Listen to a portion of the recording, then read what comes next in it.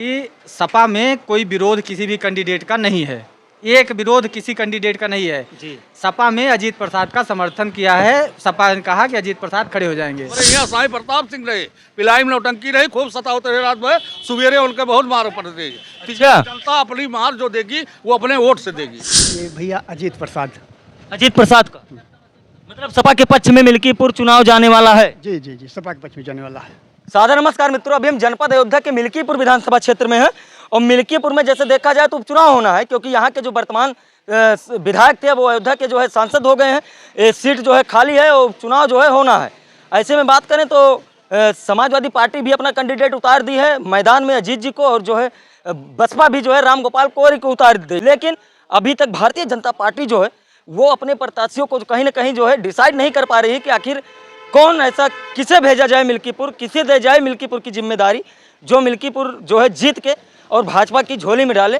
आज हम बात करने वाले हैं, आज हमें यादव स्वीट हाउस खड़बड़िया चौराहे पर, और यहाँ पर काफ़ी लोग बैठे हुए हैं जो राजनीति में काफ़ी रुचि रखते हैं, और देखते हैं आज जो है यहाँ की जनता जो है क्या कहती है।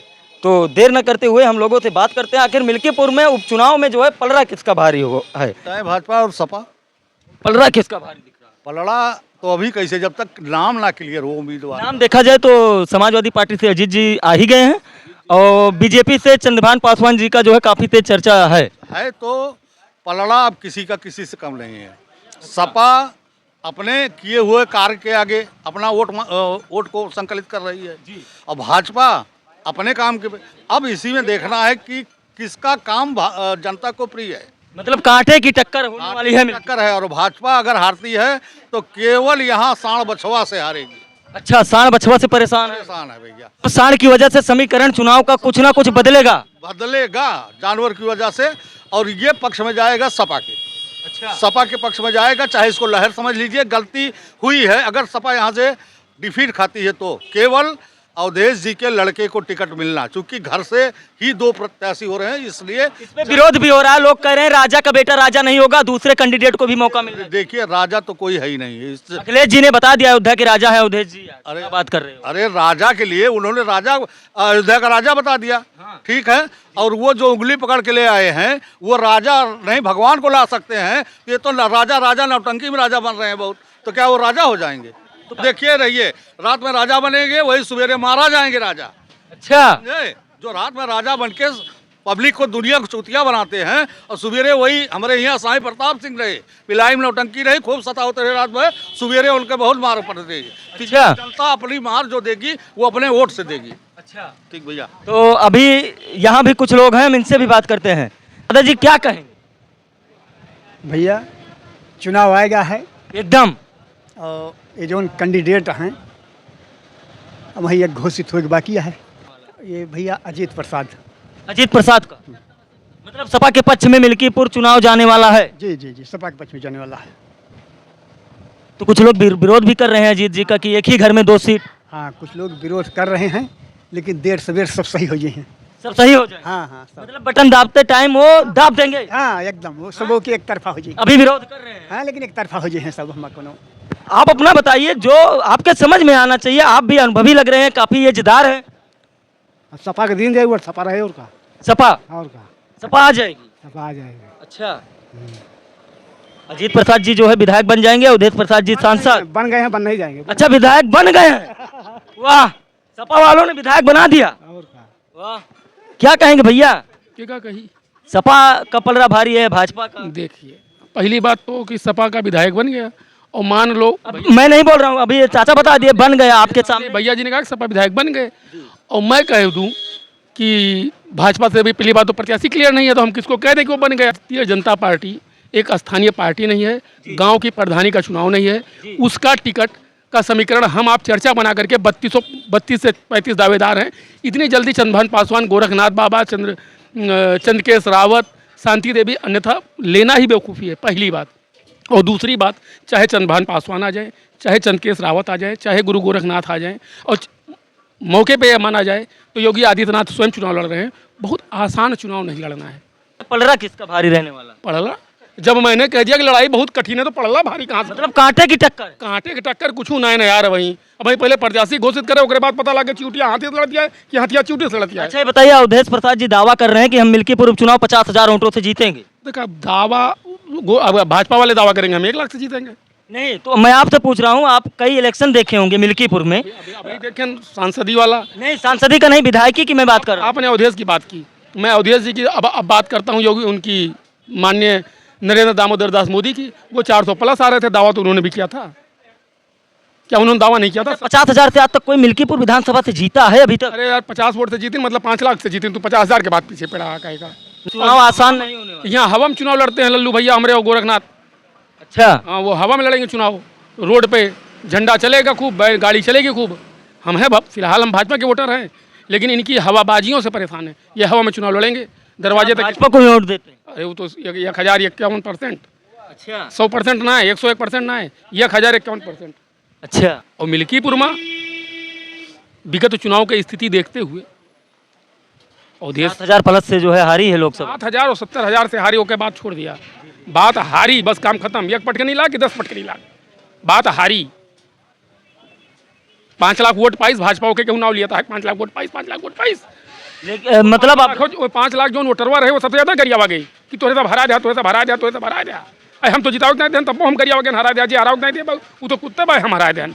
मतलब अभी कुछ कहा नहीं जा सकता, समीकरण जो है किसकी तरफ जो है करवट लेगा। जिता दिया तो बेवकूफ़ी है भाई, कैसे जिता दिया भाई? तो जिता तो दिए हैं। तो दादा जिता दी ना। हाँ। हमारे सब अंधभक्त हुई। अच्छा हाँ हमें सब अंधभक्त हुई। अब भाई कह दें कि भाजपा जीत गए तो अंधभक्त ही हटे, और सब बुद्धिजीवी वर्ग प्रकोष्ठ हटे। अच्छा हाँ हमें सब अंधभक्त हुई, इसलिए हम जिता नहीं सकते हैं। मुँह से निकल गया कि भाजपा जीत रही है तो सीधे अंधभक्त की श्रेणी में आ जाएंगे, और हम अंधभक्त नहीं हैं। मैदान में लड़ना है। हमारा जो भारतीय जनता पार्टी का कंपोनेंट है वो कमजोर खिलाड़ी नहीं है कि भारतीय जनता पार्टी सोचे बस हम तो मार ले, हमारा सरकार है, उपचुनाव हमेशा सत्ता पेवर में जाता है, ऐसा कुछ नहीं है। रामचंद्र जी जब यहाँ से उपचुनाव जीते थे तो सत्ता किसी और की थी। वही चीज़ ना, तो अभी लोगों के दिमाग पे एक फीडिंग है कि सरकार तो है योगी बाबा के। अरे सरकार तो है बा, अगर सरकार है बाटे रोज मंत्री एक दुआरे प्रधान हो, लेखपाल हो, सरपंच के द्वारे, पंचन के द्वारे कहाँ करे दौलत है।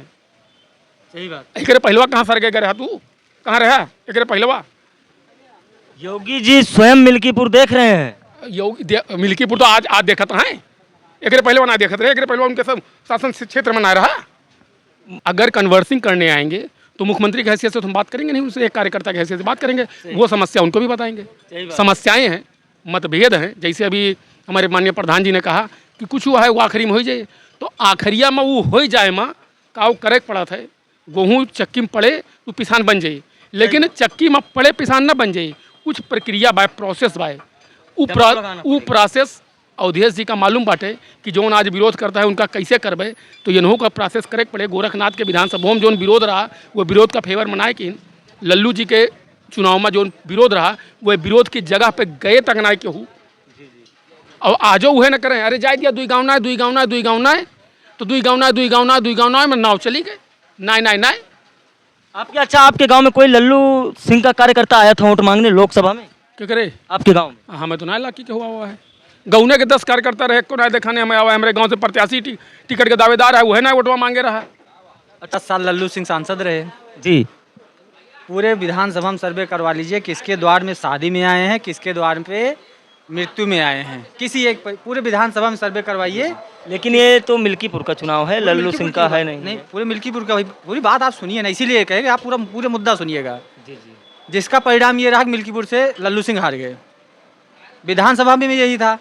कुछ 4-5 मिल्कीपुर इसका हरनटिनगंज ब्लॉक स्तर का राजनीति करते थे कुछ 4-5 चुनिंदे लोग, जिसका परिणाम ये था कि उनका कहा गया कि ये राजनीति गोरखनाथ करते नहीं हैं। इनसे पहले पूछते हैं फ़ोन करके, भैया आपके गांव का ये मामला है, आप क्या इससे ताल्लुक़ रखते हैं? तो अगर वो उसके पक्ष में रहता था तो कहते थे भैया ये तो ऐसे ही किए हैं, इनका मामला गंदा है, तो वो उन्हीं का कहना मानते थे, किसी भी पक्ष का वो करते नहीं थे।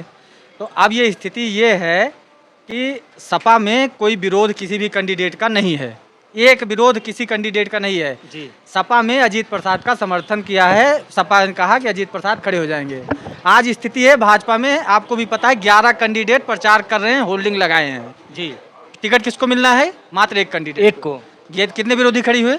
10 विरोधी अपने आप, बीजेपी अपने आप में 10 विरोधी खड़ी कर ली है। ये 10 जाएंगे कहाँ? ये मांगेंगे वोट इनके लिए? क्या आपको लगता है कि पूरे दिल से जितने भी ये विधानसभा में जितने भी भाजपा वाले थे, इन्होंने वोट मांगा है कि यहाँ पे उपचुनाव ना होता? अगर इन्होंने सही से मेहनत की होती तो उपचुनाव की कंडीशन ही ना आती फैजाबाद में। सही बात है, जो आज इतने लोग जो ये निकल के कंडीशन आए। और ये जो विश्व स्तर पे जो ये बदनामी हुई है अयोध्या की, मैं किसी पार्टी का पक्षधर नहीं हूँ, लेकिन जितनी बदनामी हुई है, आप यहाँ जिले से जिले में कहीं परिचय न कराइए। आप पत्रकार हैं कहीं बाहर, या आप मीडिया कर्मी से हैं, बाहर किसी जिले में जाइए। लोग ऐसे भी संदेश आए हैं कि कई लोग जो रूम शेयर करके रहते थे, उनको खाने के लिए भगा दिया गया कि अरे हटो यार, तुम अयोध्या से हो। पहले लोग बड़े गर्व से कहते थे भैया हम अयोध्या से हैं, उनको बड़ा सम्मान मिलता था। उनको रूम से निकाल दिया गया कि हटो यार, तुम अयोध्या से हो, तुम कुछ किसी लायक नहीं हो। एक उनको उस तरीके का मतलब माहौल नहीं मिला। उसका कारण ये भी था कि ये लोग दिल से पूरा चुनाव भाजपा वालों ने सपोर्ट ही नहीं किया है कि यहाँ पे उसका वही कारण यहाँ भी दिखेगा, क्योंकि सपा में विरोध नहीं है, भाजपा में विरोध है। तो मतलब क्या समीकरण क्या हो सकता है? समीकरण ये है कि आज तक बसपा कभी उपचुनाव नहीं लड़ी थी, अब की आ गई है लेकिन। आपकी बार आ गई है जी। और आज तक ये भी था कि वो जय भीम करके जो पार्टी आई है, में अब उसको कौन आएगा तो विकास होगा। अब विकास में क्या है कि हम लोगों को क्या है भाई, जो है सड़क चाहिए, बिजली पानी, दवा, सब यही सब अच्छी व्यवस्था होनी चाहिए बस। तो कौन कर सकता है ये? सड़क अच्छी हो, दवा पानी अच्छी हो, क्योंकि 2017 में देखा जाए तो बीजेपी के विधायक थे मिल्कीपुर से, उसके बाद 22 में देखा जाए तो फिर समाजवादी पार्टी के विधायक थे। तो किसके सत्ता में जो है ज़्यादा काम हुआ है, विकास हुआ है मिल्कीपुर? जहाँ तक सड़क का मामला है तो वो भारतीय जनता पार्टी की सरकार में हुआ भारतीय जनता पार्टी। जी। तो अब की जो है उपचुनाव में किसका जो है भारी होने वाला है पलड़ा? अभी उपचुनाव का तो क्लियर नहीं है, क्योंकि जो है आने वाला समय तय करेगा कि ये सीट किसके जो है खाते में जाएगी। जी। वीडियो कैसा लगा आप लोग कमेंट करके जरूर बताइएगा। बाकी आप लोग भी अपनी राय जो है कमेंट के माध्यम से दे सकते हैं। बाकी इसी तरह की वीडियो के लिए जो है बने रहे हमारे साथ एसडीएन लाइव न्यूज़। धन्यवाद।